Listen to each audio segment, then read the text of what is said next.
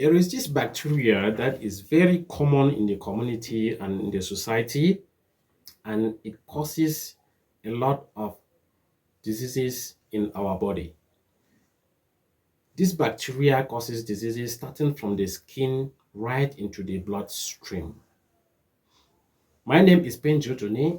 I'm a senior health laboratory technologist, a wellness coach, a family doctor. You can call me for short Dr. Pen. This bacteria we are talking about here is no other bacteria than Staphylococcus. Staphylococcus. I don't know whether you have ever heard the word Staphylococcus or not, but I'm here to let you know more about Staphylococcus because it has come to a point where Staphylococcus need to be known so that many people can take proper care in order not to be affected by this bacteria called Staphylococcus. So you are highly welcome. I greet you wherever you are watching me. So Staphylococcus is a gram-positive cocci bacteria. What that means is Staphylococcus is a round-shaped bacteria. It lives in cluster and it causes a lot of diseases in the human body. It is one of the common bacteria that is acquired in the community or in the society because it is found everywhere in the society and also around hospital mediums. And a serious problem, health problem on Staphylococcus now that has provoked me to also share with you about Staphylococcus so that you can be careful is that Staphylococcus has developed resistance to many antibiotics, and so sometimes doctors face challenges in treating this bacteria and it lead to the loss of lives and complication of health problems, and so it has become a serious health problem. So when we talk about Staphylococcus, it is first of all a bacteria that is a commensal bacteria on the skin. We can have Staphylococcus in our nostrils. We have Staphylococcus around our axials. We have Staphylococcus around the groins. In fact, we have Staphylococcus all over the body. The different species of Staphylococcus lives in different areas on our skin, around our body. And so Staphylococcus is first of all a friendly bacteria. It is a commensal bacteria that lives with us, but it causes diseases in our body when necessary. And so we need to understand more about Staphylococcus in order to be able to prevent infections from Staphylococcus. When we talk about Staphylococcus being a genus, it's like Staphylococcus is a father. When we say Staphylococcus is a genus, it's like it is a father with many children. And these children is what we refer in medicine as species, in science as species. So Staphylococcus is a genus with many species. We have species of Staphylococcus that causes diseases to animals. We have species of Staphylococcus that causes diseases to human. And in the species of Staphylococcus that causes diseases to human, we have three of these species that we are interested in. We have Staphylococcus aureus, we have Staphylococcus saprophyticus, and we have Staphylococcus epidermidis. So these are the three species of Staphylococcus that we are interested in as it concerns human health. And among these three, like they will always say, there is always a stubborn child. That when you give birth to your children, there is one of these children that may come out very stubborn with its own kind of characteristics that sometimes they can even use that child to generalize the family. You know, people mostly can just easily from when you are from the wrong attitude than the good attitude. If you are a thief, You have a son that is a thief, they may likely call you the father of that thief.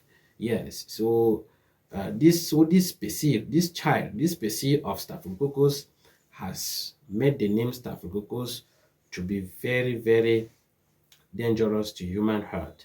So this Staphylococcus, this species I'm talking about is Staphylococcus aureus. Staphylococcus aureus is a very deadly bacteria, very pathogenic and very virulent. Although it still lives on our skin around the nostrils as a commensal bacteria to protect us. So the pathogenicity of Staphylococcus begins when we have a cut on our body or a damage on the epidermis. When we have a damage on the skin, that is when the pathogenicity begins, when it can start causing us diseases. When we have something on the skin like a wound or an abscess or something, then that is when Staphylococcus can gain the advantage to penetrate into the skin and start causing us different kind of infections.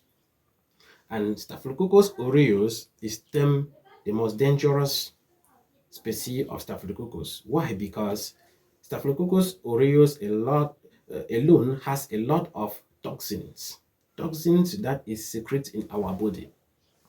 We have It has a lot of toxins that is secreted in our body, and these toxins has a lot of effects in our body. That is why we said it is very virulent, because when it attacks us, no matter the part in which it may attack us, it is going to secrete toxins that are going to aggravate the situation and causes us more harm.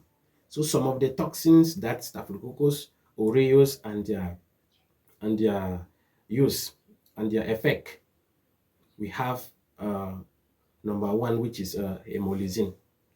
Hemolysin is a toxin that destroys the red blood cells. In our body, the red blood cells will save us to carry oxygen around our body, And so when Staphylococcus attacks us, it secretes this hemolysin, which is going to destroy these red blood cells. We also have another toxin, which is leukocidin. Leukocidin, it destroys the white blood cells. And we know that the role of the white blood cells in the body is to offer defense to the body. And so when Staphylococcus attacks us, it secretes this leukocidin to destroy these white blood cells. We have enterotoxin. Enterotoxin is a toxin that attacks us around the intestine, leading to vomiting, diarrhea, and so on. And so it is one of the toxins, and this is mostly seen in case of food poisoning by Staphylococcus. We also have the exfoliative toxin. This exfoliative toxin is responsible for a lot of skin inflammations, because it destroys the tissues beneath and leading to inflammatory reactions. We have the last toxin that is being secreted by Staphylococcus aureus in the body in case of infection, which is the toxic shock syndrome toxin. Toxic shock syndrome toxin. This toxin is very deadly. It can stop your heart from functioning and lead to death. That is one of its properties. It attacks you in the blood and can lead to you can go to coma. It can lead to cardiac arrest, and which lead to death. So toxic shock toxin is one of the dangerous toxins that is being secreted by Staphylococcus aureus when it gets into our body. So Staphylococcus aureus can attack our hairs. It can attack the hairs. You see, some people have inflammations around the head. You see, the place is red, swollen, or you may see sometimes with pus. That is, most of them are being caused by Staphylococcus aureus. And then sometimes you see children with some kind of growth around their mouth and nostrils. That is what we refer to as impetigo. It is referred to as impetigo, and it is still caused by Staphylococcus aureus. And then we can also have around our body. Sometimes we see boys. Most of the boys that grow around on our body, are being mostly caused by Staphylococcus aureus. And so, and then also not forgetting that Staphylococcus aureus also lead to urinary tract infections, because we have Staphylococcus that when we our hygiene, when we mismanage our body, when we don't take proper care of our body, especially women, we may find Staphylococcus penetrating the urethra and causing us what we call urinary tract infections. And another thing that Staphylococcus aureus do is that it causes what we call food poisoning. When we keep food in the house, we neglect the food, or during the process of cooking, we do not take proper hygiene in preparing the food, we may have the food being contaminated by Staphylococcus, because it is found everywhere around the society. It is found in the environment. And so when Staphylococcus contaminate this food, it will secrete its enterotoxins in the food. This enterotoxin now can, when we consume the food now, in 60 minutes to 6 hours time, we'll start having stomach upsets, abdominal cramps, vomiting, diarrhea, fever coming up, and this dehydration, which are symptoms of food poisoning. And if we are not careful, we will be accusing maybe one another for responsibility for poisoning up and down, and of which it is because we neglected the food and Staphylococcus, and it was contaminated by Staphylococcus. So